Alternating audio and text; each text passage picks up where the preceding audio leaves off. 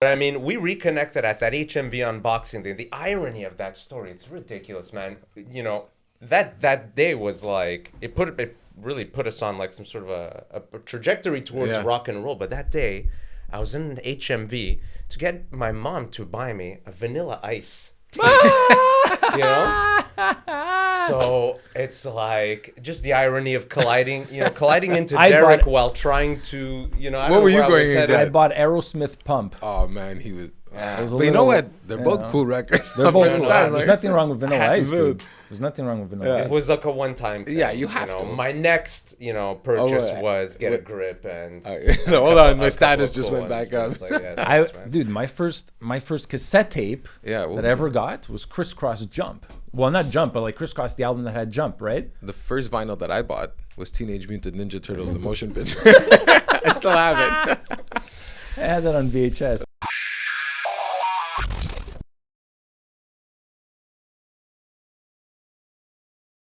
Check 1, 2, Yeah. sibilance. That is the best. Oh, you're doing the clap. Ah, nice. Are we all doing that clap? I guess we all need You to. got to do it. There we go. Guys, this is fucking awesome that you guys are here. And we made a whole change in a whole set design for you guys because we had to make this happen in this room. So, guys, thank you so much for being here. I'm really, really happy. Thanks for having us, man. Honor to be here, man, on the day of your first anniversary. This is, we're doing the Christmas party tonight. Basically. Yeah. Yeah, it's It's pretty really crazy. exciting, man. I can't believe there's going to be a Christmas party to begin with. Like, that was the whole idea of the show, was like something to just fuck around with. And to think that there's going to be a Christmas party tonight, it's pretty cool. I'm not going to lie. Like, I'm pretty happy about that. For me, today is Stefano Day. We're going to I got out of bed, got down to your house. It's like 9 in the morning. Yep. Spending the morning with you. And tonight we're going to your party. So, and my calendar, my Google Cal, it's just Stefano the whole day. I blocked for you. the next 14 All day hours. event. Yeah. Dude, that honestly, man, I really appreciate it. And Derek, man, like, you're coming, right, tonight? You said Of you're course, gonna come later. man. Congratulations, dude. Thanks, Honestly, man. Like, I'm really proud of all the work you've done and like how this has progressed over the last year. We've seen you like talk about this and like plan this before this even came out, dude. So it's like, really happy that I'm here with you and celebrating this, man. It's really awesome. Thanks, man. Yeah. And, in hindsight, this is kind of maybe the second time that we're doing this. Because the first time was a pretty fucking funny story. When I had the idea, what was it, like in 2020? I came During to the pandemic, Yeah, it was during the pandemic. And I had tested at one point the show, like doing this whole ambiance and all that outdoor stuff. And man, it ended pretty... pretty abruptly. fucking rough. So, I'm happy that we're doing it this way in this room. And we're having a good It's time. good, man. You seem to have good ball rolling. And I mean, the setup's great. And so this is going to be fun. So thanks for having us, man. Awesome. And guys, okay, so enough about me and this show. What's up with the Freq Shop? What's up with you guys? There's so many things going on, from the Damn Truth, fucking hot sauces, Derek releasing a new album, Astral Youth. There's a bunch of stuff at the Freq Shop. You guys are fucking releasing videos every day of either stuff, of new bands, tips. There's always something happening on that page. It's always fun to watch. And so what the fuck do you guys want to talk about? Because there's so much on your plate all the time. I came here. I wanted to talk about you. No, it's boring. That's boring. I don't know, man. I don't know. We could start anywhere, dude. Like, I mean, Dave and I have been interweaved like for forever, dude. So I mean, like Freq Shop is like a studio we've had for 12 years now. We had a project studio for 4 years before that, and we've been just producing lots of great music. I mean, I'm blessed to be. Telephone. Beepy beepy. Fucking amateur stuff. Fucking amateur, Your man. phone's beeping. My phone's We're in beeping. a studio. I'm in my fucking socks. I didn't take anything fucking seriously. Dude, I'm this in my place. pantufles. Yeah, in your pantoufles. Oh my god. They were good. Well, now go ahead. Sorry, Dave. No, I don't know. Whatever we were saying, man. Yeah, but- no, we've been just. I don't know.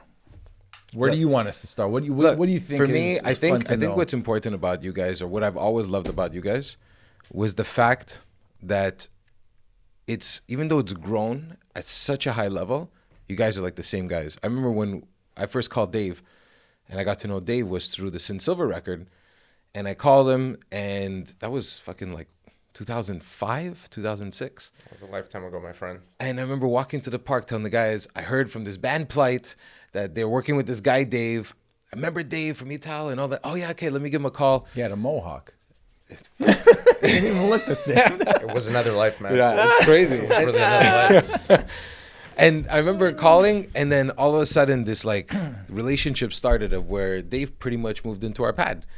And then from there we became friends. And then all of a sudden you and Derek started the shop next door. And there was a guy with hummus. Remember, what was that story with the guy with hummus? Were you the guy with hummus, or was it the guy No, before? there was someone there before us. Yes, there was a tenant before we took over. You know, you guys, you were the one who kind of tipped us off that there was an opportunity to move into the room next to your rehearsal space.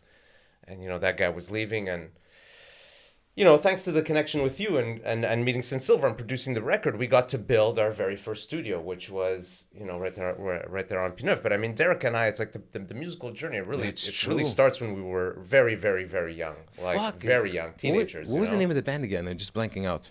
Our old band? Yeah, your old band. A band called the Shannon Index. That's it. Yeah. Okay, yeah, I forgot. New metal era. Yeah. Young, you know, 20-year-olds acting crazy. But it was good. I remember hearing about you guys in a time where it's not like there was a fucking, you know, Instagram. Like if you heard about a band before, like they were actually making some noise in the city. Well, we were around before anything, man. Like we were doing like those I don't know, what were they called, those chat forums or whatever. Message boards. The boards. internet had only just sort of started. 2001, you know, very primitive. 2002, 2003. It was 2001. I thought it was Yeah. a little. Oh, We no, were kids, because man. we recorded the record around 2006. Dave and I met in kindergarten, and we used to draw hockey goalies. That's where our story begins. Get the fuck out of here! That long We used to ago. love hockey. We went to elementary school together. I didn't know you guys went to that degree. Like, Grade kindergarten or grade 1 or You whatever. learned The so- I you first. met this something guy new. was like 6 years old. I don't you know learn about something new kindergarten, every but day. maybe I really didn't know that. But I mean, we were kids. We just went to the same school together. We were and it was friends, like, you know, we we played played, you in the know. neighborhood, rode bikes and stuff like that. Played hockey, shot hoops, you know. But music didn't really come till. We did shoot hoops. I had a basketball net in Shot front. hoops. Yeah, we had a basketball net in front of my house, man. Played 21 in front of his house and 21, played hockey, bro. and he had like the hockey rink in front of his house, and he had the park in front of his house. It was like if there was somebody in the neighborhood who like you would like race over to his house after school, it was Derek's house. He had the tennis courts. I lived in front. Man. I lived right across the street from the park. Oh, dude, that's He had like the hockey when you're a net. kid, you are the he had coolest. the goalie equipment. You He had had everything, man. Dude, you had access to basically every fun activity as a kid. So everyone's coming to see you. It was like, it was fun. I was really lucky. That was really fun. That was kind of like, it reminds me. Had more than Skating every day, you know, in the winter. Like, it's right across the street. He also had the rocks where you could go hide and make out in in high school. Yeah. in front of his house. That's a which was game changer also- in high school. Yeah. All of a sudden, it goes from elementary is just the park, I and didn't then make also out- I when never it's high made school, it's out about the on rocks. those rocks. They've made on those rocks because, made you out know. in the rocks. I've been in the rocks. I've been in the rocks. I remember those rocks. They were good rocks. It was a good spot. And so, but you know what? You know people from grade 1 or whatever. But you guys like stuck around and kept on growing together. And then even through like, how did you guys start the band? Was that kind of like the next thing that really connected you guys? Was Shannon Index, or was it something even before that? So I lived in Laval, but I started going to high school in Montreal in grade 5. So like we kind of didn't, you know, like at that point, it's kind of was a bit of a new life, you know. Yeah. And so I was grade 5, 6, maybe Sec 1. I think it was Sec 2. 4 years later, I mean, kind of lost touch with all my Laval friends for the most part. And, you know, in Sec 2, it's Boxing Day, and I bump into this guy at HMV. Remember that store? I loved HMV. Yeah. So Every I day was after like, school, that Yeah. bin of like, you know, you get like 5 CDs for like $6 or whatever it was. Yeah. Man, I bought so many terrible albums. So many, but they were amazing. Like just for, it's so cheap to just buy all this music. Anyway, sorry, go ahead. No, it's it. And like we kind of were like, hey man, let's hang out. We went to, I think, skating that night with a bunch of friends. Like it was a bunch of other mutual friends and stuff. And then I had a classical guitar because I had started taking classical guitar when I was 10 years old, like classes, like McGill Conservatory stuff. And Dave had a drum set. His brother was a drummer. He was playing a left-handed drum set because his brother was left-handed, but he was right-handed. Was it your brother that made you decide, kind of like you saw that and you wanted to be a drummer all of a sudden? He didn't. I guess to a certain degree, it's like the drum set was in the house, you know. But I had experiences with like music and musical stuff, like even younger, you know, with like a childhood friend, the neighbor of my grandparents, you know. Okay. And I would go over to the neighbor's house, and the neighbor had a drum set, and he had acoustic guitars, and he had all this like musical stuff, and he would show me like prog music. He was into Pink Floyd. He was like the typical Quebecois hippie, coated in a layer of cigarette ash, you know, into Pink Floyd and into Led Zeppelin, and he had a drum set, and it was like, you know, when I was a kid, I would go over there and I would play drums. But years later, my brother, when I was 7, he was 14. He went out, he got a job, he bought a drum set, he brought a drum set into the home. So I sort of was like grandfathered into drumming because of my brother, basically. I didn't know that. I didn't know there was another... There's another Traina There's out another there. Traina out there. And he looks exactly like this Traina, dude. But I mean, we reconnected at that HMV unboxing day. The irony of that story, it's ridiculous, man. You know, that day was like, it really put us on like some sort of a trajectory towards rock and roll. But that day, I was in HMV to get my mom to buy me a Vanilla Ice. You know? So it's like just the irony of colliding into Derek while trying to, you know, What were you going to I bought Aerosmith Pump. Oh man, he was. But you know what? They're both cool records. They're both cool. There's nothing wrong with Vanilla Ice, dude. There's nothing wrong with Vanilla Ice. It was like a one-time thing. Yeah, you have to. My next, purchase was get a grip and. Hold on, my status just went back up. Like, dude, my first cassette tape that I ever got was Crisscross Jump. Well, not Jump, but like Crisscross, the album that had Jump, right? The first vinyl that I bought was Teenage Mutant Ninja Turtles, the motion picture. I still have it. I had that on VHS. So what happened? You guys just saw each other at the store. I was like, hey. Well, we were teenagers, so 13 years old, we started to jam. You know, I would start to go over to his house, or he would come over to my house. I had a drum kit, so it was probably mostly Derek coming to my house, but he only had like an acoustic guitar. I had a full fucking classical drum set. Guitar, man. Classical guitar. So Even worse. Hello, they was smashing everything. You know, and we tried to jam like that for, I guess, like maybe a couple of months to a year, but it's like it didn't take long before I get the phone call from Derek where it's like, bro, my dad got me an electric guitar. And it was like, now we were best like, day of your life. The whole operation really just skyrocketed. Yeah, because now it's a band. You know? Now it's like officially a band. But so how did you get your, like, did you have to, like, Dad, please give me an electric guitar? Like, what was the story to your dad to finally change? Like, I mean, I already taken like guitar classes and stuff, and like I just was really into it, and they knew I wanted an electric guitar when I was 6 years old, dude. Yeah. They just made me wait, but not in a bad way. It was just like, dude, it was like, okay, learn classical guitar. That's like, and like, I'm happy I did that, like you learn a whole other way of thinking and technique. I'm like not a classical guitar player. I wouldn't be able to play it well right now, but like just learning that was cool. So I don't mind that. That was actually really cool. Like for me, my story was, I fell in love with the guitar when I saw the movie La Bamba. I love Richie Valens' La Bamba, right? So that was like, that was guitar. Why? What was it about that movie? Just curious. The guitar, man. He's rocking out on stage. It was like, I don't know why. It was like, for other people, it might be something else. Yeah. But for me, I was 5 or 6 years old, and like that song is an amazing song, number one. And it's like number two, I guess. I don't know how I interpreted that story. I just saw a musician on stage, and that was my connection. But prior to that, man, like, it's funny because I was listening to your episode with Pat, and he was talking about Pavarotti, and it's like, I loved Pavarotti as a kid. Oh, yeah? Yeah, dude. So my parents are Italian. My parents listened to Pavarotti. That's all they put on, like, I don't want to say that's all they put on, but a lot of what I heard was Pavarotti. I didn't even speak much English, dude, until like I was like older, man. I learned Italian first. Yeah. That was my first language. Learned English a little later, but first was Italian, and like... Yeah, same here. Pavarotti, I mean... Dude, I don't care who you are, man. It's one of the best voices like ever. You know, I mean, like there's a lot of great voices out there, but it's an undeniable voice. So like, really, really like influenced me in the early days, and then like it was like movies like La Bamba and stuff, and then like I finally got that electric guitar when I was 13, 14, whatever, and then that was it, man. It was rock and roll. Do you remember like at the beginning, when you first started practicing, like, instruments, like for you drums or for you guitar, that song you really wanted to play? And then when you played it was kind of like, holy shit, I finally learned how to play this song that I'd listened to so many times before.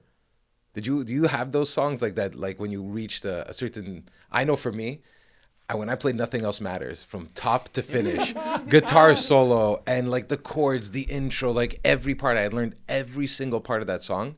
I was like, holy shit, I just played a song that I thought I could never play. Like when I was a kid, I was like 12 and I was all of a sudden I'd be looking in the mirror and just playing that guitar solo thinking I used to fucking wish I could play this solo and now I could play it.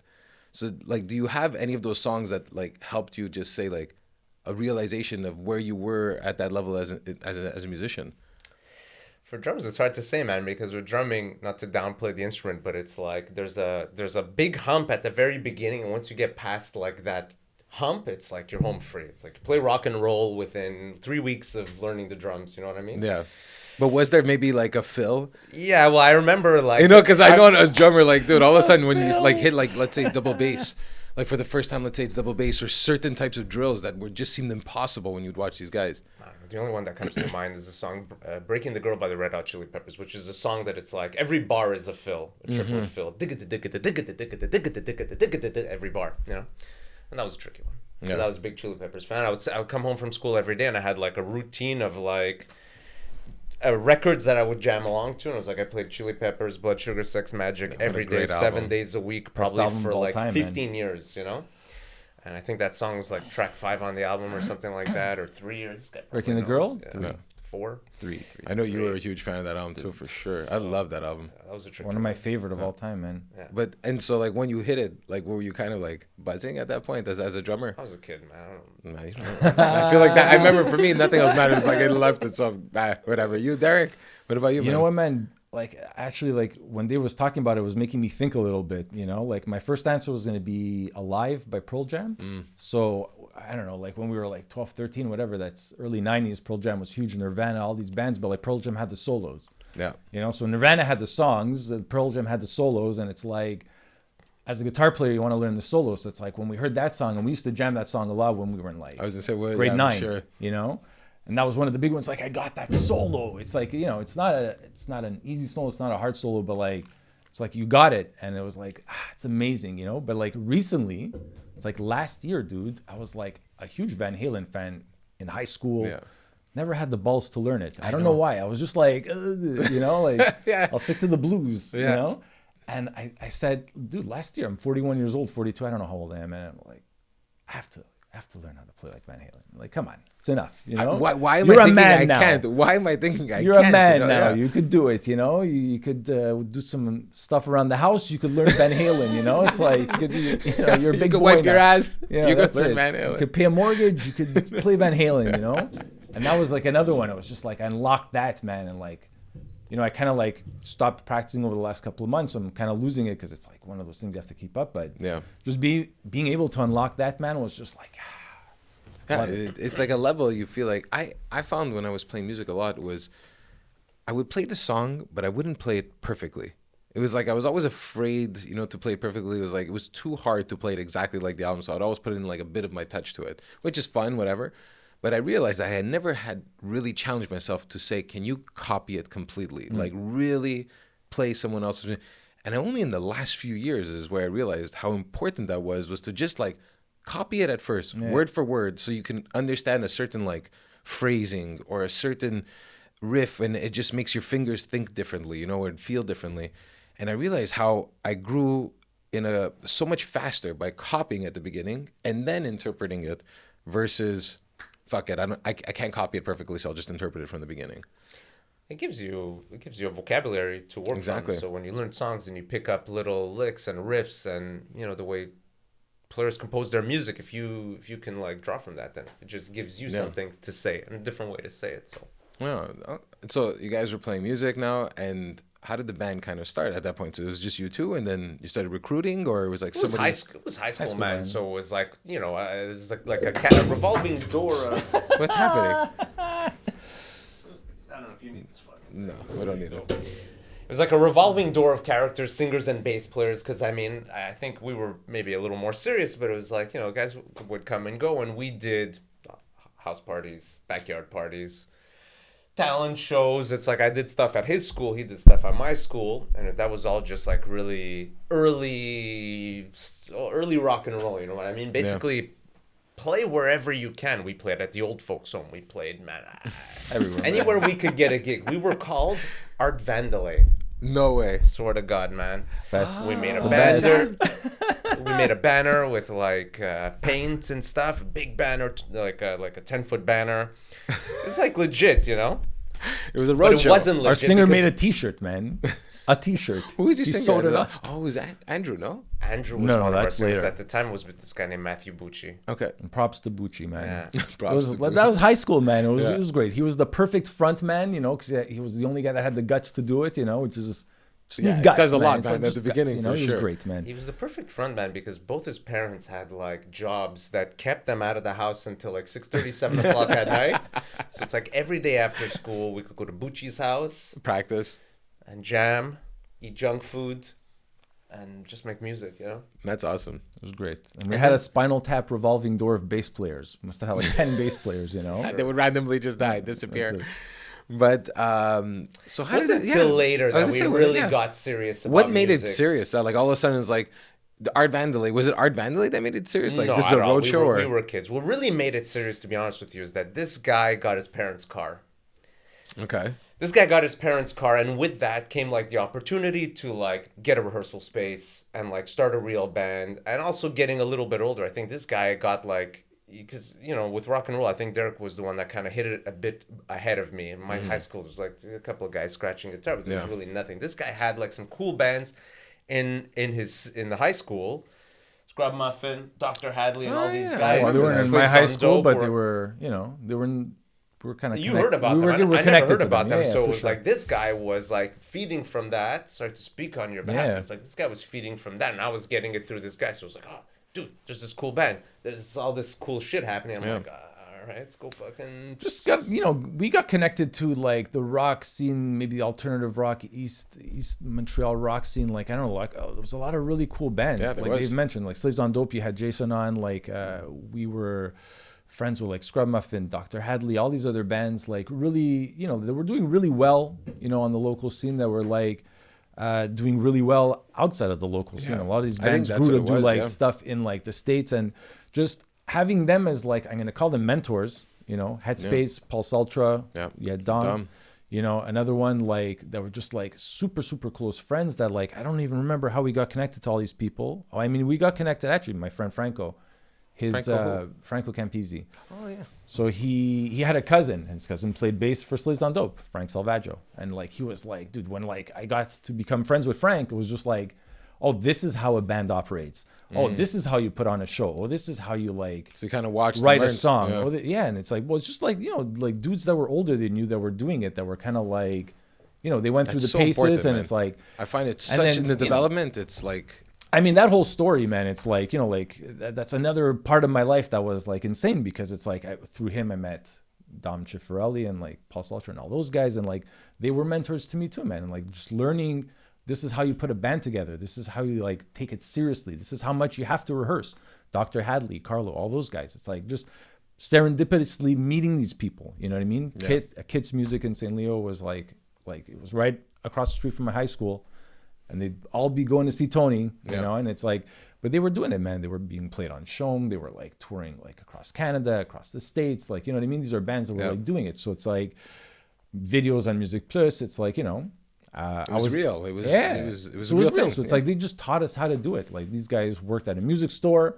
Every day after school, I'd go to the music store. I'd take the bus for half an hour to go hang out with these guys to learn stuff, man. It's like there's no internet. There's nothing. It's like, so like I was like blessed to like meet these people and like learn, and then like, you know, we said, let's put a band together and like take that seriously. It's like, we know we need to practice this hard. We know the songs need to be this good. We know we need to look a certain way. We know we need to like prepare certain like press materials. It's like we didn't have like knowledge on the internet and stuff. It was just like you got on the street if you were like digging for it, you know, and like we found it through these people, which was like really cool, really beautiful. I get a phone call from this guy. You know, we had already been jamming and stuff, but I get a phone call from this guy, Derek, I should say this guy. This Get a phone guy. call from This Derek guy. one day This after guy. school, and I remember, this is like That's a blooper. This guy. this was a conversation that kind of like redirected for me, like the trajectory. You know what I mean? It's like gets me on the phone, and it was almost like an ultimatum. Like, we're gonna start this band. We're gonna start this band. It's gonna be serious. We're gonna jam every day. We're gonna do this. We're gonna do that. We're gonna go to LA. We're gonna. It's like life is not gonna exist anymore. We're doing this band. We're gonna do it for real. And I was shaking. I was shitting in my pants. I was. We were fucking, like, what, 19 years old, maybe? You know? It was literally like right at like as high school was ending. It was like, now we're out of high school. Now it's like we're gonna take this journey. We're gonna do it for real. You know. I remember it like it was yesterday. Because on one hand, it was like it was everything that I wanted out of life, but on the other hand, it was like it never had been presented to me in such a way that was so like serious and like it's just hardcore, man. And I was like. I went along with it because I felt like more afraid to say no, that I wasn't like up for doing it and doing it for real, you know? But that's really where like, our band and really like a more serious version of like music really kind of like started with that phone call. I don't know if you remember that, but I remember it. That like fucking marked me. There was a like, cup. Fucked me up, you know what I mean? I still think about that phone. Yeah. Well, it just takes me back to a moment where it was like kind of like solidified a commitment where it's like, all right. It was like a crossroads at that point for you. Now too, now it's fucking serious. We're gonna do this thing. Yeah. But it sounds like it was even like a crossroads for you. It was like, are you really gonna do it, or are you saying you're gonna do it? Then it's like, fucking, let me jump in now. Like, I have this opportunity to do something real. It sounded a little threatening from a personal side because it's like, also it's like with my family started to bring it in. It's like they didn't want music, they didn't want a band, they didn't want any of that stuff. All that stuff is like it leads to fucking bad stuff. Yeah. You know what I mean? Rock and roll, on the streets, drugs, alcohol. We're gonna be on the streets, all that stuff. So it was like already I was getting like a lot of like pressure at home about like the little bit of music that we were doing, and what was about to start with this guy is like every day. This guy would show up right in the middle of dinner, to pick me up to go to rehearsal. No more food. So every single day, 5 days a week, I had a fight with my family because it was like I would have to put down my fork and knife and go jump in the car with this guy to go to rehearsal. How was your family about all this? We had dinner earlier than his family. I had dinner maybe at 5:30 and it was like 6 o'clock. I'm at his house and at 6 o'clock he's having dinner. Let's go! I'm ready. I ate. I don't care if you ate. Let's go. Every day, man, fight with mom and dad as I had to to go. But that's really what it was, man. And that was rock and roll. And where'd you get? You played at Bucci's house, you said? No, at that point we got we paid for rehearsal rooms. Okay, like in it was Montreal. at this point it was like, we drove down to Montreal. We lived in Laval at the point at that time, and it's like we're still like in CJEP or whatever. And we drive down to Montreal. We were rehearsing like under a bar at one point. You know what I mean? We found like it's always dingy shithole like inside a bar, beneath a bar, which was kind of cool because we'd go upstairs and have coffees and we could shoot pool and stuff. And then we ended up at Cité 2000 or whatever. It's like the classic rehearsal spaces. Yeah. It's like we were getting into CJEP at that point, and it's like, things got more and more serious. We were gigging every couple of weeks, and like we started to rehearse every day and having to arrange our kind of school schedules to accommodate for like, I remember it was like at one point every day noon, boom, rehearsal. Every day that was a bit noon, that was a bit later rehearsal. though. I think we were like in our early 20s. It was like we're at the beginning of university because I went to university. It's like I studied, we met at Vanier. Yeah, we met at Vanier in the late 90s. Yeah. So it's a little after that. But like we met in like 98 or 99 whenever we did Vanier. I did a year of Vanier. I quit Vanier. We don't have to talk about Vanier. And no, I enjoyed it, man. But it's like I did a year. I wanted to be a rock star, man. Like everybody else, dude. You know what I mean? It's like 18, 19, whatever. And it's like, but anyways, so like university, like we started the band, the Shannon Index. That's when like it was like really serious. Okay, I think like for a year or two when we were under the barn, I thought it was earlier. I know. I didn't make it to university, bros. No, for sure. That's when we were starting to play and stuff. You know what I mean? But like late CJEP, whatever. Like that first year, second year, whatever, man. And like Andrew was our singer, and I had gone to high school with him, so like that's how we kind of like brought him in. So you kind of reconnected back in university, but it was we were high just school friend. we were like just like fucking buds, man. Like bros. We were like fucking hanging out every day. Partying all the time. It was just like that was the age, Yeah. So we're just partying all the time. So it's like, man, like listen, if we're gonna hang out every day, and party. Let's at least like write some songs, you know. Let's put a few instruments. Let's at least like we're you know, we officially spend a a band. couple of hours, let's write some songs, and then we'll party, you know. And then that was it, man. Then that like grew into like that band, and then like you know we were just like playing a lot. We recorded our first EP, and I think we released it in 2021 or 22. I can't remember. 21 maybe, right? October 21. And one? How many? Oh, how many 2001. songs? Excuse me. Yeah. How many songs? 2001. It was a full record 5 or was it an songs. EP? Okay, it was an EP. 5 songs, yeah. Songs, yeah. And how was it when you guys like started shopping that around at the time? Like, did it finally start hitting you the idea of like, I could do this like for a living? Like maybe there is really that path to that once you did the EP. Listen, man, let's not get ahead of ourselves. It was like at the time we were like clueless. Yeah. Yeah, You know we're what I mean? kids. It's like maybe, you know, Derek had some inspiration from like some people, but it's like there was like no information, there was no internet, there was no books, there was nothing. So it was like all we knew was okay, we'll make music, we'll do shows, and we're gonna do music. You know what I mean? It was like it was very hard to understand any concept of music industry, promotion, marketing, any of this stuff. We could do the music part because we had our instruments, we had the rehearsal space, we spent our money on recordings and stuff. But it's like, I mean, you at know, that time, like I don't you think know, we really operated at a level no, where no, it's no. like we were you like know, gonna shop for like management. I think would Yeah, I have was been the gonna say. next thing. You know what I mean? But like we didn't get that far. You know, Okay. we kind of like imploded. But you know, And how we- was that after the fact? Like when, because now you're in a band together, you've been all these years together. Was there a point where you guys didn't even talk because of that? Maybe for a year, You we bring kind out of the had dirty, to, the like, dirty secrets between. After I the think we had to band, take, you know, take some after- time off, man. Yeah. after the band, yeah. I mean, like for me personally, it's like the band just got more and more and more and more serious and more demanding, and it's like we were all kind of like committed to it in a certain sense, but on the same token, there was, you know, members of the band that were not so committed. It became very frustrating to kind of like do this music thing when the I unit gave Dave is another not. ultimatum, dude. I'd gone down to LA with our bassist. I said, "We're moving to LA, dude." dude, I and did not the same everybody. thing. I'm not saying that he did or didn't. I don't even remember. But not everyone wanted to. Yeah, And I that kind of did that. started spiraling. Fucking, I did that with Since Yeah, Over. it's the classic story, dude. I fucking Are you went. moving to LA or not? I don't think that's really what it was. You know, Well, for me, that's kind of how I remember. But maybe it's. we not, were you making know. like what was going to be our first record, and it's like we had gotten to a point where it's like a lot of like the groundwork had been done, the pre-production, it's like drum tracks were done, a lot of the bass was done, Derek had put like a lot of time into his guitars and stuff, and it was like we basically waited, I think, like 8 months for our vocalist to like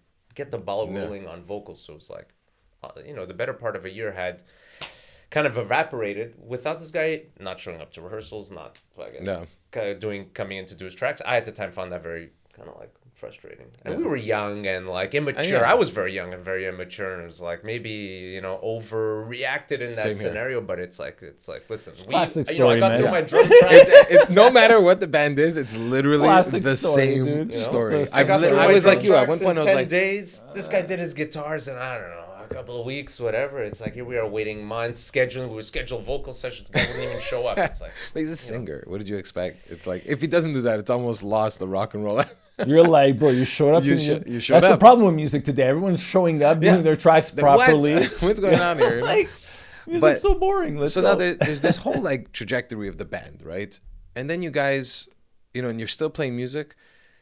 What made you decide to start going into engineering now and going on the background of it at the beginning? Because it felt like you guys kind of walked away from the front end of the scene and decided to move to the back. And that's a big step Dude, because I find that's we hard. started in the back, You start. What do you mean? and you then started we in the moved back? to the front, bro. What It's do the you other mean? way around. Dude, I started 1995, 1996. I had a friend in high school who got a little assistant job, whatever, runner job at like a small little recording studio in town. All right. And he's like, they gave me a 4-track recorder, you know, and he's like, I played around with it at home. I'm always at the studio. He's like, you want it? So I was like, sure. You know, and he's like, and I also got a drum machine. You want that? And I was like, sure. You know, and like I got a pair of headphones, dude, or whatever. I don't remember how I even plugged it up. I think maybe you could play it off the machine. I don't remember. But we had like a 4-track, like a drum machine. We had his drums. We had my guitar, and I was like, we were recording, I didn't know that. you know, like in high school. Nothing fantastic, nothing spectacular, but like just playing around with the concept of like doing a jam, recording a jam, you know, or just It's 4 tracks, right? So it's like, oh, if I do one guitar and then I do an overdub, ooh, that's cool. You know, I could practice my guitar. You know, I could practice my solos and stuff. So it's like we were like big time like into record. Wow, big time into recording. Well, It's you like, you that's had what we had access there to. was a hunger for it. Like it was this idea. I want to know more. Like I want to leverage this. But thing, also you know? a gift sometimes, man. Yeah. It was just like here's a gift. You know, it's still like back then, man. Probably like $1,000+ $2,000 worth of equipment. That $2,000 in the '90s is probably a lot more than what it is now, and that my parents wouldn't have been like, here, let's buy a 4-track and a. Yeah. Getting You know? into like recording and production in those days, man, it was just a lot steeper than Yeah. it is today. You know, But I it just- remember it I sparked the bought seed, this little you know? fucking thing to start recording the jam sessions with the band. I think it was like $900, $1,000. I was like, oh my god, how am I ever gonna afford this thing? You know, but to be honest, it was a game changer. The moment that showed up in the room, though, and we pressed record and we listened back for real to how shitty we were or how great it sounded. No, but it was like you got a real sense of what the song sounded like. 'Cause sometimes I remember when you'd be in the room and you'd be jamming, you kind of great. pay attention sometimes to yourself and the way you're playing, and sometimes you kind of lose the idea of like how does it actually sound as a whole unit. And I remember sometimes when I would play back, I'd be like, oh my god, like that part that Mike does is fucking really good on the drums. Like I didn't even notice he did that on the drums because I was so concentrated on this. So I found it was a game changer for me. Gives you perspective. Yeah, it was perspective of the whole song versus just kind of your own unique piece in it. So then you guys were fucking around. So I didn't know that in the background you had already started playing with this stuff. Yeah, But then I mean, what like was very limited, you know, Yeah. very limited. But like as technology went on, it's like even like the Shine Index stuff, like that record, they were saying we recorded it. Oh, I didn't know that. I thought you You guys know? went So to it's the studio. like what you like. We released this actually. the first EP we went into Yeah. studio, but it's like No, you no. know, after a lot of bands have this kind of like trajectory where it's like they go into studio, they have a recording experience, and then it's like, oh, this is this how- looks super easy. I could just do it myself. You know? Why am I paying for this? I'm not Exactly. paying for this. That's generally what you know how a lot of bands see see the path. So it's like we took on that same like idea, and it's like that basically imploded the band. It's like whenever you finished like producing that we record, couldn't. you know what I It mean? was a mistake. I meant, Well, look, he said mistake, we well, released an kind EP, of. like you know, we went to a recording studio, but it's like the record that we were gonna work on, those demos, excuse me, to Yeah. articulate. It's like we recorded those, and then we ended up releasing some of them afterwards, you know. So, but that's what, anyways. But I'm saying like even at that point, we were like very much involved in learning and recording. Dave like would rent like sets of mics for drums, and like we'd record the drums, and we recorded the guitars. We recorded the guitars in my garage. We recorded the guitars. My mom was a principal. She gave me the school. I think we did like a closet and like a gymnasium. I don't know. We had all these fun spaces to like get with. into recording and play with. So like this is like still very early on. Like while we were musicians, whatever, we were still like working with recording, or at least learning. Maybe not doing it professionally, but like, you know, getting into it, understanding it, exploring it, and like it just like influenced a lot of like other stuff that came on later. I remember that like I would take my Christmas and birthday money, you know. Yeah. God bless being Italian and getting like the It's envelopes. envelopes. But that was like my annual budget for All my music stuff. Same going thing. and rent stuff at the music store, renting like a 4-track or an 8-track, or renting a couple of mics, or you know, obviously buying drumsticks and stuff like that. But it's like I could budget that like, you know, $300 annual budget, and you know, we could go to the music store and we could get some stuff, and we could just fool around with a 4-track or an 8-track or something like that. You know, it wasn't until like years later where I got into rehearsals with like another band where the guy had like a computer, recording interface. I was in this band called The Passengers of Thought. A good friend of ours, Carlo Arcaro, in his basement. And we'd go into his basement, and like he had a computer Oh man. and like a He was little set up. studio. Yeah. He was all set up, and it was like I could sit next to him. I could really like watch him work in kind of like a more modern way. Yeah. And it seemed accessible, and I learned like really quickly how all this stuff kind of like worked like in a modern studio. And that kind of like inspired me to build a setup, the laptop, the interface, the bins with like the mics and the cables, and you know, and I built like over a short amount of time, built a setup where I could like have enough gear to record a drum kit because I was a drummer. So automatically, if you could record a drum kit, you could record a band. Yeah. So, you know, a lot of inputs and mics and stuff. So it was like there that it really started to kind of like solidify the idea where it's like, okay, gonna record music, gonna work with bands, gonna try to like do this thing because it looks like so much fun. It is so much fun. I was learning from Carlo basically, and it was awesome. You know, and that's where I kind of like really started to reach out to bands, reach out to people, and like say, okay, well, I got this shit. Let's let's record, or would you let me come into your basement? Would you let me come into your garage? Would you let me come into your rehearsal space? I didn't have a studio. I just had like the shit in the trunk of my car. Yeah. And we would like turn all these different bunkers into like little recording studios and basically move in. That's what we did. Yeah. That's what we did with you. That's what I did with Sin Silver. And it's like, it's really where I think it kind of like began in a more serious way. Well, it was definitely, I remember when you moved in, and it was like, it was fun. We had such a great time that we still talk about it today. And I always find, something good happens when you remember a certain like period of time. Like, it's not like one day, it's like 3 months of hilarious stories, like stuff that solidifies kind of like the group that was involved.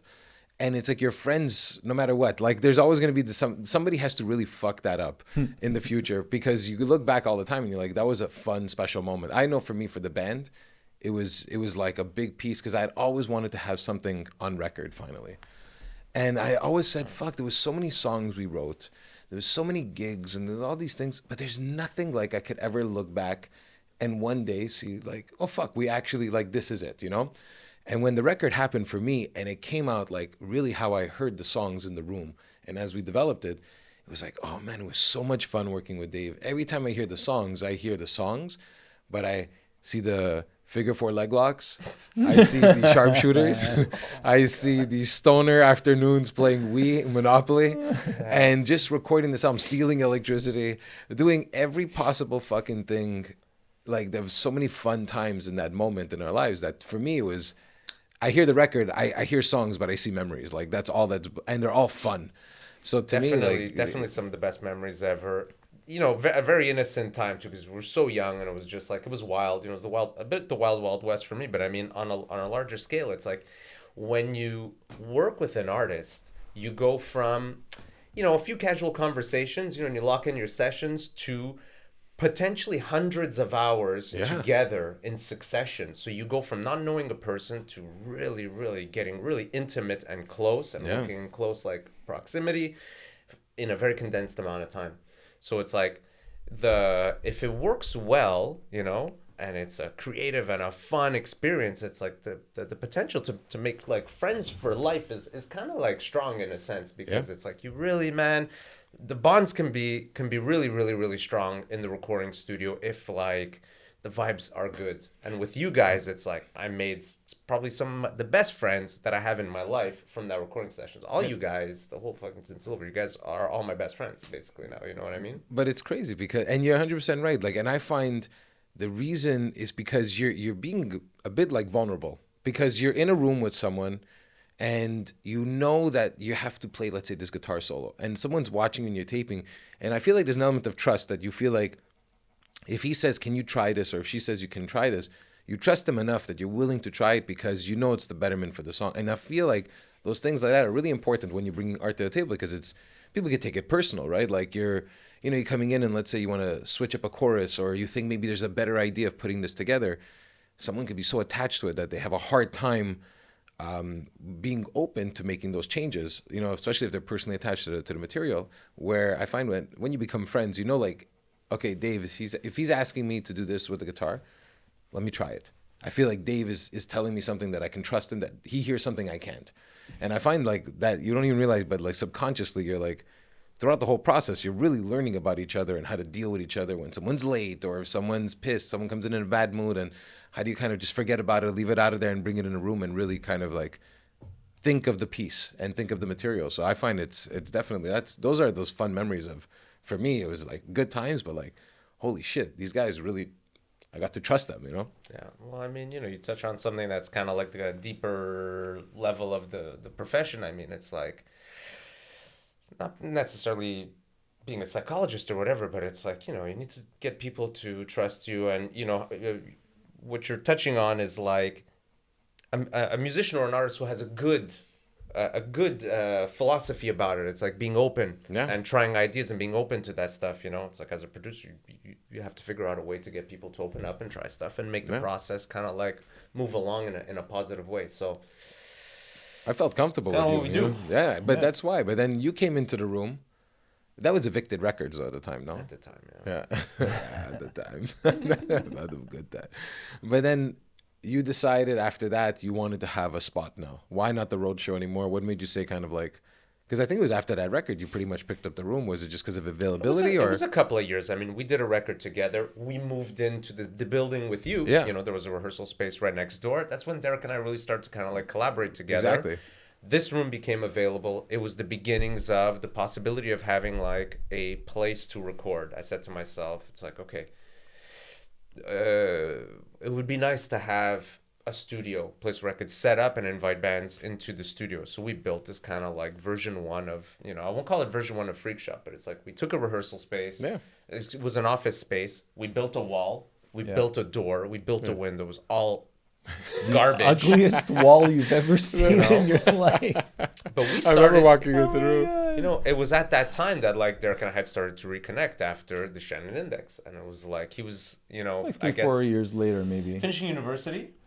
I mean, I had, you know, like we kept in touch as friends and stuff, but it's like, you know, we didn't have that I see you every day kind of thing like when you're working with someone, right? So I was playing in a band called Kamikaze Baby for a few years. Remember that. And then that ended and I was looking for a space to like get into recording. I just bought a laptop, bought some speakers. I knew this guy always liked recording, so I was like, hey man, I'm looking for a spot. Or he maybe called me or told me I know this spot or whatever. I don't really remember that conversation, but like just got into saying, hey, let's rent a space together and do recording. Yeah. So we started there, and it was like we used that space as like basically like a playground for a couple of years. It was very small. It was very humble.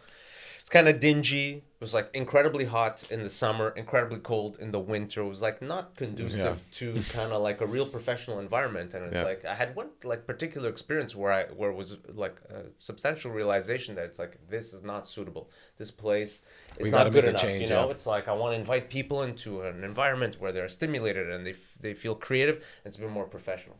You know what I mean? And the opportunity like presented itself to build Freq Shop in a large space, high ceilings, a real like environment. So, you know, we decided that it was kind of time to like not only take like the plunge in terms of like, okay, let's move into a bigger space, let's like take on the bigger rent and all that, but also, you know, build a studio, build a business and kind of really like, you know, double down on this thing. And that's when Freq Shop really kind of like began. Yeah. That was 13 years ago. That's crazy. I was about to say that. That's like a little over a decade ago. Because I remember you guys talking about the fucking boxes that you were building and just all the stuff. I remember you guys taking a ton of pictures walking into that space. And there was like, you guys made that spot. It's like, insane, man. It's if you so go on our fucking Facebook nice. page and you scroll all the way to the bottom, the walls are bare, man. Yeah. The room is empty. There's no floors. There's nothing. It's crazy, man. But what a crazy like That was a journey. You know what I'm saying? Like, how was it when you guys rented that place? And you finally said, okay, like, we're doing this, and you're putting up the fucking stuff on the walls, and you're seeing that transformation happen. Were you a bit like, wow, like, this is happening? I mean, we were all in. It's like, you know, those first 3 years, it was exciting and all of that, but it's like, in order to build like the studio, it's like, we didn't pay ourselves for 3 years. It's like everything that we brought in to the studio, all the projects, like we reinvested it in gear, in paneling, in the walls, in the floors, in decor, in lamps, and sofas, in the furniture. It's like, it took us a while to really kind of like furnish and like build up the studio. It's like we jumped in like with nothing. It's like, you know, maybe when a newlywed buys a house and it's like they walk into the house and it's like there's a kitchen table, a sofa, and a bed. Yeah. And nothing else. You have to build your life, you know what I mean? Kind of started like that for us. And it's crazy because I look at the studio where it is now, like, and how it is now, and you just walk in and it feels like this has been a studio that has recorded albums and it feels like a staple in the city now. But seeing like from where it was 13 years ago, and that's kind of like the fun part where a lot of people, like, what made you guys continue when maybe it seemed like, was there any points where it seemed like, fuck, this is not working out? I mean, dude, studio business is like any other business. Things go up and down, right? So, I mean, we've had great months and bad months and high times and low times. Like, I mean, I think it's just like anything else. So, like, we've battled through it because, I mean, fundamentally, we love having that playground, man. You know, it's like, I love working with artists and producing records. I try not to think about it more than that, you know? And then, like, I love writing. and I love creating, and I love making my own music. And it's like, I just try not to think about it more than that, you know? And it's like, and then that's what I love to do. So I'm just going to do it. It kind of figures itself out, you know? Yeah. So, I mean, there's obviously things and initiatives and plans and other stuff that you do to kind of like work on business. But it's like, at the end of the day, it's like, you know, like we just love making records, man. So that's what like drives us, and that's what like inspires us, and that's what like, you know, like outside of even just the technical part of it, it's like Dave said, like you guys like building those relationships, having those memories, you know, myself just working on different music. It's like I meditated on this yesterday, man. You know, like I really spent some time and felt it. Like just I love being able to meet different people, you know, learn different stories, you know, like learn different things from people, push myself to do music that maybe I've never done before, just like get inspired by different stuff, have that inspire my music. It's like, it's just like, it's a beautiful exchange of energy, man. It's like, and then, you know, like the rest of that stuff always works itself out, right? So it's like, I can't say I'm a great businessman. I'm working hard at it, you know, like I can't say Dave's a great businessman. I know he's working hard at it. We're not 100 millionaires yet, you know, that's business, right? But I mean, like the rest of it is like, we're very, very happy people, because it's like, we've been doing this now, like he said, since 2011, you know, it's like 13 years. We had that studio next to you like for 4 years before that. It's like quite a bit of time, and like just the records that we've done, you know, like the situations that we've been in, and it's like it's only going up. You know what I mean? It's like I'm really excited for like next year, man, because it's like the quality of like music and everything just always gets better, right? On our end, we're always getting better. The artists are always getting better. Everything's just like always getting better, and it's exciting. It's a lot of fun. Well, you know, I think you touched on a few things that are super important, why it's lasted so long, to me, in my opinion. You know, this is obviously my perspective.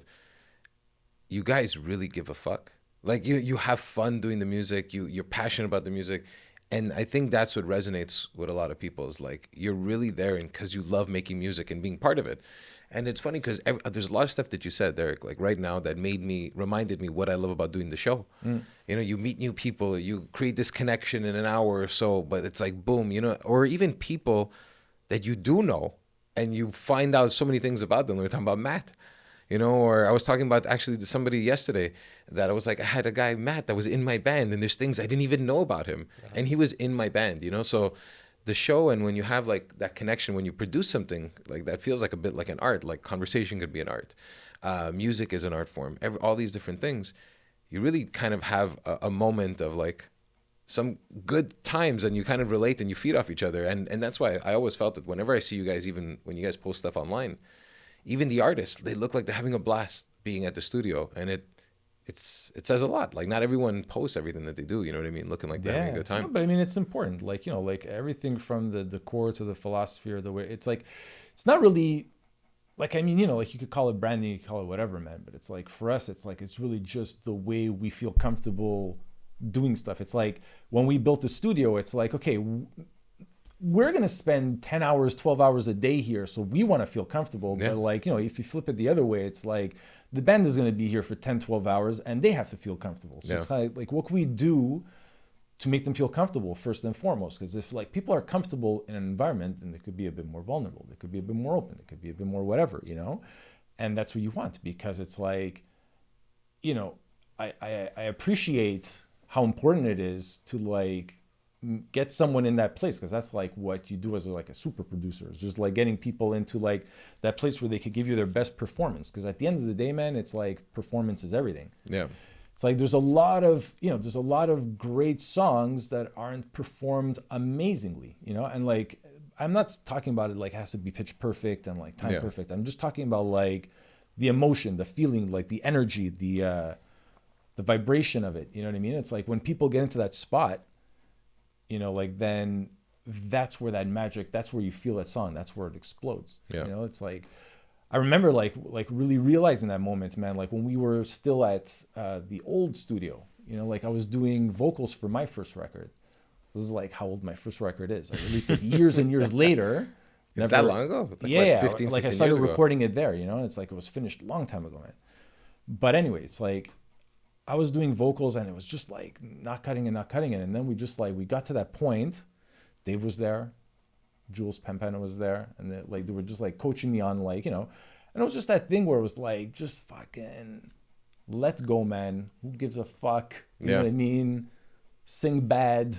Yeah, just do it. Whatever. Just like have fun, man. And it's like just tapping into that, it's like that was my moment where it's like, okay, now I know like if I'm a producer how to like really like get like in touch with people, and sometimes you succeed, sometimes you fail, whatever, man. It's like, but just how important that is. And then it's like that performance was it. That was like, I don't know, man. It's like it's not a great performance, but it's like I rarely do front to back performances on any record I ever do. I don't give a shit. Billie Eilish says she has a 1,000 edits in it, like punches, so it doesn't matter, man. It's like I don't, front to back, man. That's what it was, and it's like, and it's just like, just the energy was great, front to back. I missed some notes. I sang out of key a little bit, but it was just like undeniable, like that was the performance, It's like, but it's, like trying to get that as much as we can, with people. It's like, how hard is that? That must be so difficult for people to kind of like feel that comfortable. Like, at times in a room, especially when you start doing it multiple times, the recording. Like, well, that's what you work for, man. But that's what I'm saying. How did you guys develop, like, over time, like, that patience, let's say, or that how to converse? Like, what were like some lessons that you guys learned over time? Like, fuck, don't go down that road. If you're seeing a singer is having a hard time, maybe we shouldn't. Maybe we stop the session and do it. You know what I'm saying? Like, have you ever had to do that in the past, where you had to like? Yeah, every day, man. It's like, we're artists ourselves. Yeah. You know what I mean? So it's like, how would you want to be treated if you were in that position? It's like, how's your bedside manner? Basically, exactly like the term. That's what it is, right? Bedside manner. So it's like, you're in the studio with people and you're sort of like orchestrating this whole thing. You really have to like be very, very, very attentive to people's body language, to what they're saying, to how they're saying, and to provide them with like the right support to get the creativity to come out and also make them feel comfortable. In a practical sense, we're there to provide a service. But on the emotional side, it's like, I for one kind of like become a member of like the band as soon as like I get hired to work on a project. So you're really heavily invested in the success of the project and making sure that, the time that we spend in the studios is time well spent and we're getting the right stuff.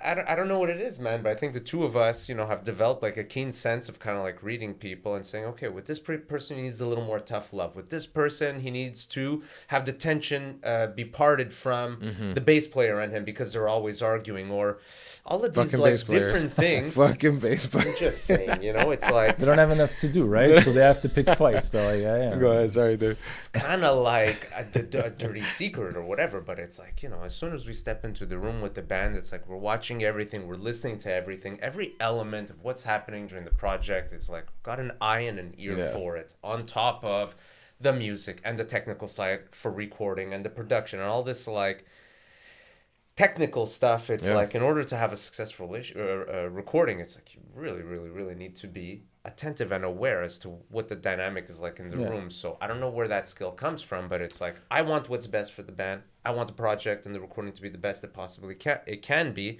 And it's like, I bring that attitude into the room where it's like, it's my job to ensure that it's like, that kind of happens in the best way possible. Who taught me that?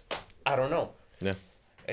Seeing people at their worst probably taught me that. It's like sometimes you get into the recording studio and people just absolutely like lose their fucking minds on each other, and it's like you really have to like navigate your way through those scenarios, and get better at it. I think you just don't have a choice when you're in that situation. It's one of those things. It's like when you assume that position of like producing a record. It's like, like I'm the parent right now. I got to take care of this. I'm not saying that in like a demeaning way. It's just like, maybe I have nothing to do because you guys got it all sometimes you're figured kind of like out. guardrails in a sense where it's but like I have to guide this. How do we get back on track too? Yeah, it comes into this thing where it's like, listen, man, it's like I have no choice. Like if I want to be successful at this, I have no choice but to be attentive. Like, and I think being in a band also helps, or having been in a band, you have that perspective. I know what you're going through. Yeah.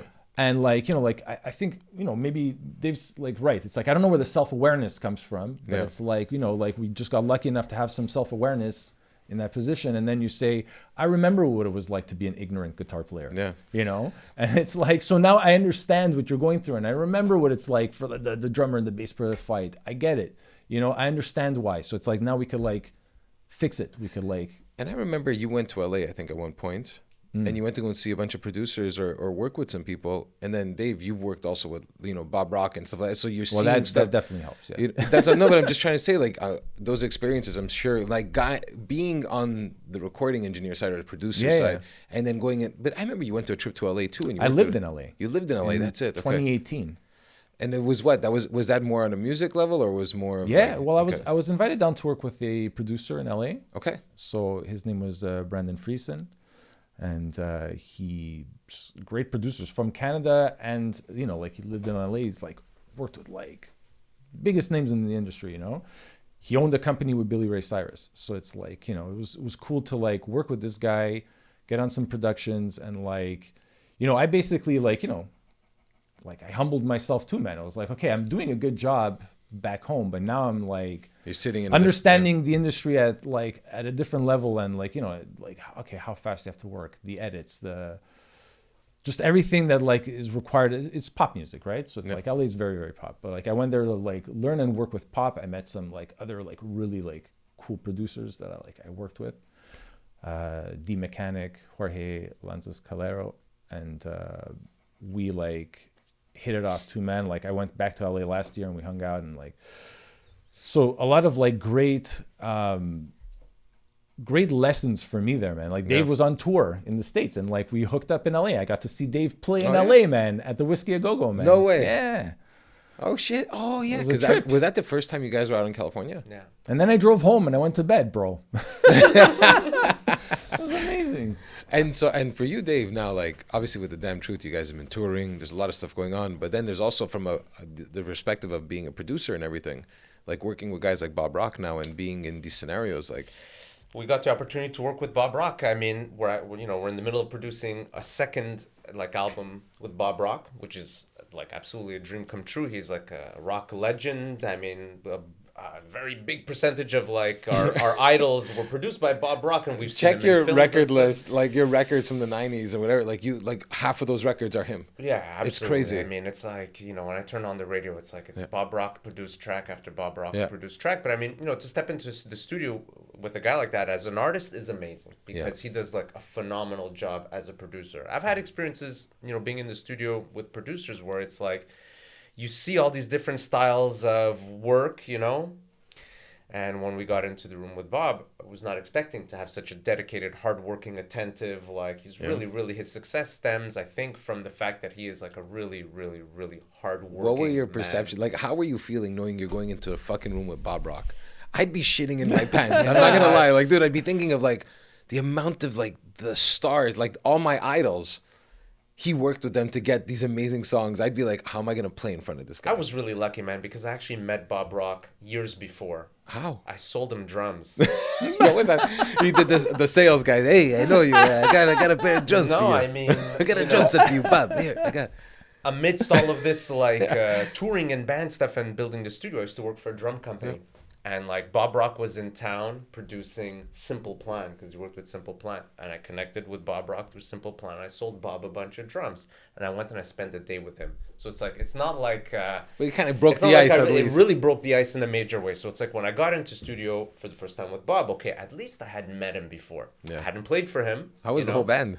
Were they nervous? Everybody was nervous. I was nervous too. Don't get me wrong. We were all kind of nervous, but it's like that only helped us to bring our best. Yeah. It's like we rehearsed and we practiced. And obviously, for us, it's like years of playing music prepared us for that session, because it was like the first session that we did with Bob, we had 4 days. We recorded 6 songs fully.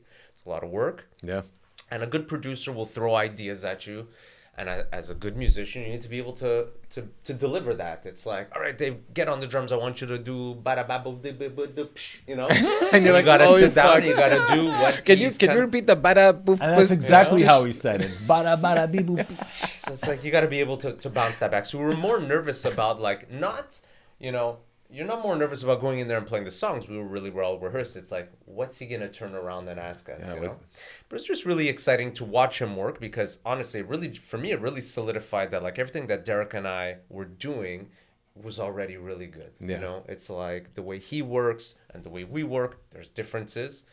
he's got budget and he's got people who surround him to help him like be a super producer. But it's like the level of care and attention and involvement, and especially the amount of attention that he puts into his projects. It's like, we do that.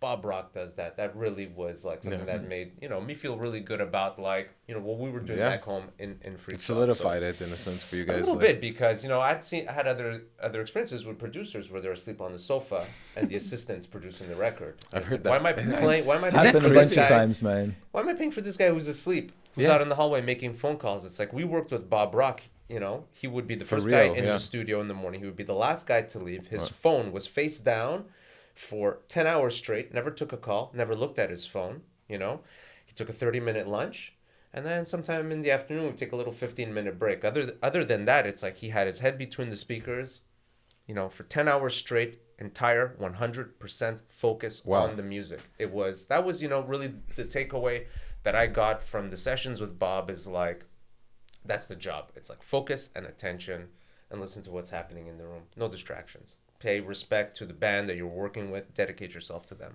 Wow. Yeah. And it's crazy because he's not some small-time guy.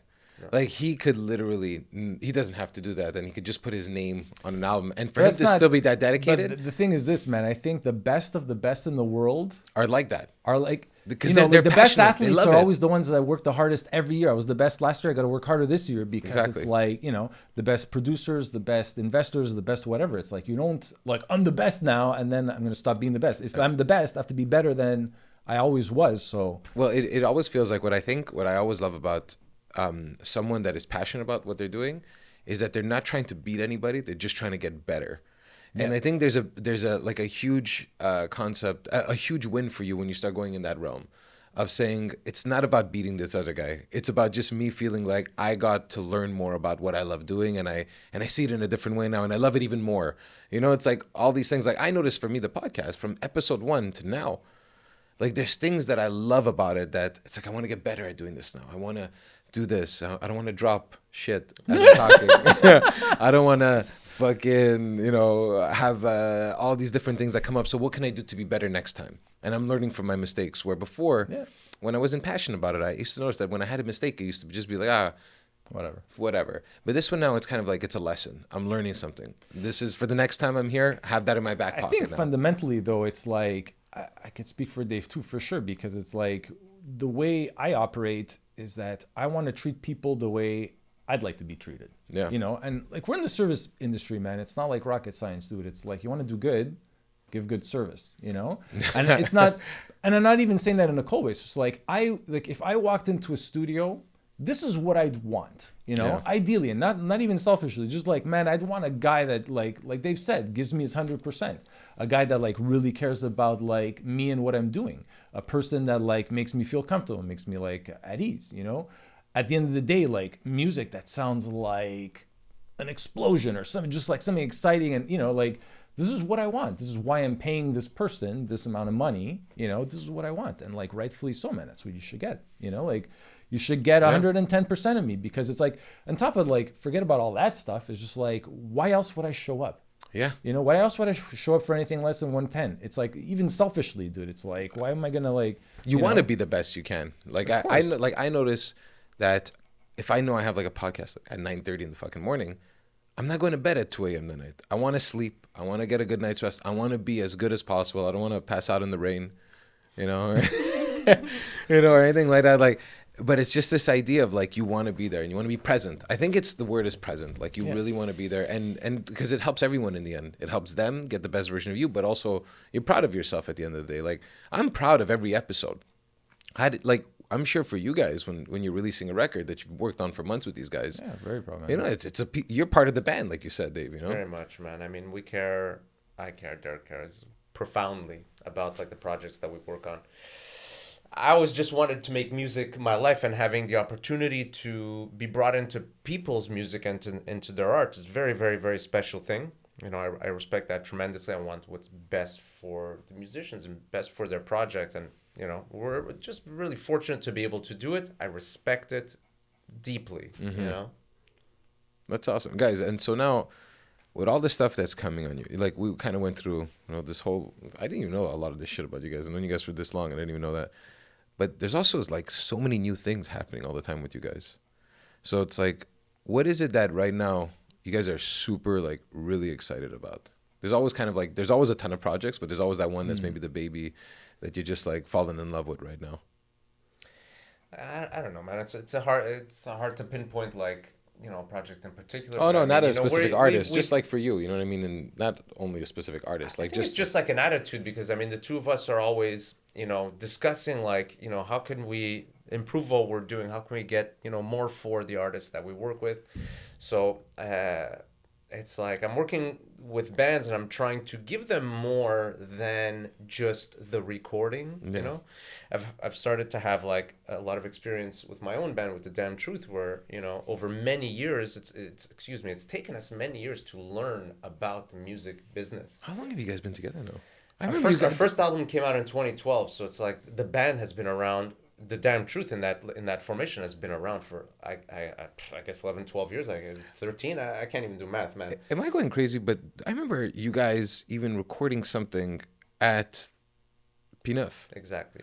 That was our first. That was the first album, Yeah, right? that's, Okay. that's the album Parts that came. of it, That came out in 2012. Okay, so. I remember that. But I mean, before that, we started as like a pub band doing covers and stuff. But anyway, so over the years, it's like learning a bit about the music business, making a billion mistakes, fumbling, and eventually starting to figure stuff out. It's like, you know, in addition to kind of like just like working with artists and producing them, I'm trying to do more to help them on that side of it because it's like, you know, maybe 50% of the projects that we record, the band breaks up within a year. You know what I mean? Because it's so crazy. frustrating and hard to forge like a career in the music business.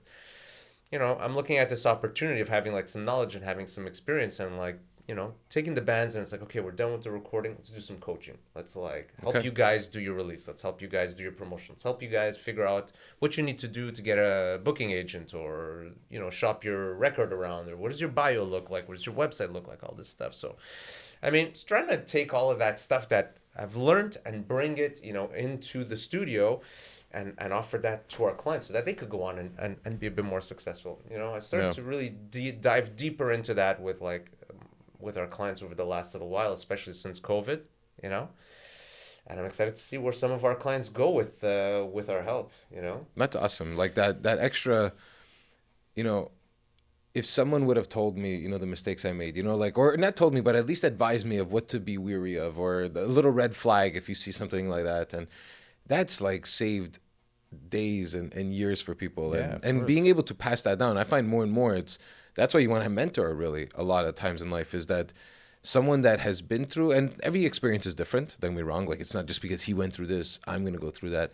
But it's like, wow, I didn't know that was even a possibility. Like you have at least kind of created some awareness. And I find that so important. Like when you're passionate about something, to find someone that is a few levels higher than you are, just to constantly like be humble, like humbling yourself and saying, I don't know everything. Maybe you can help, you know, teach me some new things. Yeah. Well, It's also sharing ideas. Sorry, man. It's like, you know, like it's just, you know, creatives, we just like to share ideas. It's like you teach me something, I teach you something. I learned this, I learned that. We're all trying to help each other. We're all trying to be better. It's like, you know, we have some clients don't need our help. You know what I mean? Like they got their whole PR like system set up and their whole this, that, you know, but it's like still, it's like sharing ideas. It's like you're still interacting. It's like, man, like, you know, we have like, you know, a lot to offer and like they've said. So it's like, it's really been helpful to a lot of people. That's awesome. I didn't have good mentors in music, you know. It's like maybe we had some inspiration when we were young to kind of like get our bearings for like rock and roll, but it's like I didn't have good mentors for record production or for, you know, building the band or any of this stuff. It's like we really fumbled for years, you know what I mean? Yeah. Even Derek and I, to a certain extent, it's like I'm really proud of everything that we built. But had we've had, you know, maybe some better coaching or some better ideas, we could be where we are today, maybe 10 years ago or something like that. You know what I mean? So it's like. But Dave doesn't listen to me. I tell him topless concerts. Right? I've been saying this for years. For years, dude. He doesn't listen to me. Topless Annual wins, topless bro. Concerts. That's no, but but it's true, man. It's like, you know, if we would have had topless concerts, if we would have had some help, you know. So I feel like that everything that I would have, you know, that we needed and I needed years ago, if I can like offer that to people, then it's a good thing because it's like we really want what's best for our artists and see them blossom and grow because I mean their wins are our wins ultimately. It's like we sacrifice like a lot when we make a record with the band. There's a lot of time, there's a lot of energy, there's a lot of involvement, and there's a lot of unpaid hours. It's like I really want to see the projects really go as far as they possibly can. Yeah. You know? But I think, guys, like, that's the difference. You know, like, the shit that you're saying right now is what makes it different than just paying someone to record. Because I remember when I recorded a fucking garbage thing, like, years ago, like, this one guy, we walked in, pressed record, didn't really give a fuck, made us sound like a bunch of clowns because the music sucked. Like, the levels were off. Like, it was shit. I have to find how terrible this demo is somewhere in a closet. And it was kind of like, well, I remember when you showed up, Dave, like you fucking moved in, bro. So I don't know if you just needed a place or you actually really liked us. But we fucking, like, dude, I remember that. Like, look, we're 20 years later and we're friends. You know what I mean? And so you look at that and that shows someone that gives a fuck. So those, you know, passing down that information, those are all signs of someone that gives a shit. And, you know, you get paid to do a job, but you could just show up and just do the job and not do anything else. And that's like 90% of the fucking people are like that. So having... it's a hard job to not show up for, though, because the thing is, the difference between a great recording and a garbage recording is such a small margin, dude, that even if you try hard, it could still be garbage. You know what I mean? So it's like... And people just hear it as garbage or awesome. Yeah. Like, I remember this interview with this big producer, Andrew Sheps, and he was talking about working with Jay-Z, mixing 99 Problems or whatever. And he was like, just got into this whole thing about, you know, when you press play on a recording, whatever comes out there, that's it, man. It's either amazing or it's garbage. There's no middle ground. There's no middle. And it's like people don't give a fuck, and they're only going to give you a couple of seconds of attention anyway. You know, you have to grab them. But there's a beauty in that too. But it's like, you know, it's like people don't care about the budgets. They don't care about the time you spend. They don't care about the guy who was the sick amp when he blew up. recorded. It's like, is it awesome? Yeah. You know? So it's like, I can't imagine not showing up, dude, because it's like, it's easy to mess it up. Yeah. Even if you tried 99% hard, you know, it's like, so it's like, I don't know. We just love it though, man. It's like, that's all we do. Definitely very grateful people, man. We're very lucky to be still standing, fucking making music. It's like, sorry, this conversation is like happening, and in my head I have this like vision of like, I don't know, the ship that arrives on the shore, and it's like they'll have to run off the boat and they're fighting a war and they're like running towards their opponent, and one by one fucking the soldiers are falling. And it's like, as we get older and we continue, it's like everybody around us, a lot of people around us, it's like the fucking soldiers are falling. You know, and Derek and I are still fucking running toward, you know, running into battle, you know, forging forward. So it's like, you know, really grateful for music, for the people around us, for our clients, for the studio, for each other. We're lifers, man, and as long as we could keep this thing going, we're gonna keep it going, man. Yeah, dude, and that's, I don't think there was a better way to close this up, but like exactly that. You guys have been around, but growing, fucking getting better. You know, in every aspect, from the music side, but from the recording side, you know, it's just, I love watching it grow. Honestly, like every year when I see you guys do something new, I see you guys releasing this amazing music, or even just something new with the studio, like new with the band, you're releasing music, like fucking the hot sauce, dude. Everything is, no, but it's true. It's like seeing this like evolution, you know what I'm saying? Like seeing all this evolution of who these guys are, and it's growing in such a great way. It's like, as a friend, I'm fucking super happy for you guys. Thanks, as a business guy, like I'm like, wow, I'm so happy that things are working out. Like every aspect for you guys, and it's not about sucking your dicks right now, but it's really just like happy for you. Congratulations on everything, man. Oh, plus 13 years. It's fucking awesome. And to do this, like this show, and having you guys and just hearing about it more, like getting to know you guys even more, it's been fucking awesome, man. So I just want to say thank you. Thank you guys man. for coming. Thank you for having us, man. And Stefano, yes, you know, the truth of the matter is, you know, I feel like, you know, the two of us wouldn't be here, you know, if it wasn't for you taking a chance on me in the recording studio so many years ago. So thank you very much. Thank you for having us today. Congratulations on a year with this podcast. We have a little gift for you. Hey, no way. Yes, of course, my friend, because you are the real rock star. No way. Thank you. Happy anniversary. Happy birthday, whatever you want to call it. Love you, man. Thank you so much. Honestly, guys, this is fucking awesome. And I'm really looking forward to hanging out tonight later and just talking about good times and new times. So So what are you holding in your hands? I'm holding a bottle of fucking Jack Daniels over here. There Old you school, go. man. This is what JD. destroyed me so many nights. Guys, honestly, thank You you. deserve it, man. I love this stuff. Guys, love you too. Boys, thank you. Yeah, man. Thank you. Hey, thanks for checking out the show. It's been awesome working on this project. And if you like it, tell a friend. And if you want to support the show, you can by 1, subscribing and liking our YouTube channel at the DMW Podcast. 2, you can go to our website and sign up to our mailing list at the DMWpodcast.com. And 3, you can follow us on Instagram at the DMW Podcast. Thanks again for all of your support. My name is Stef, and this is the Dead Man Walking Podcast.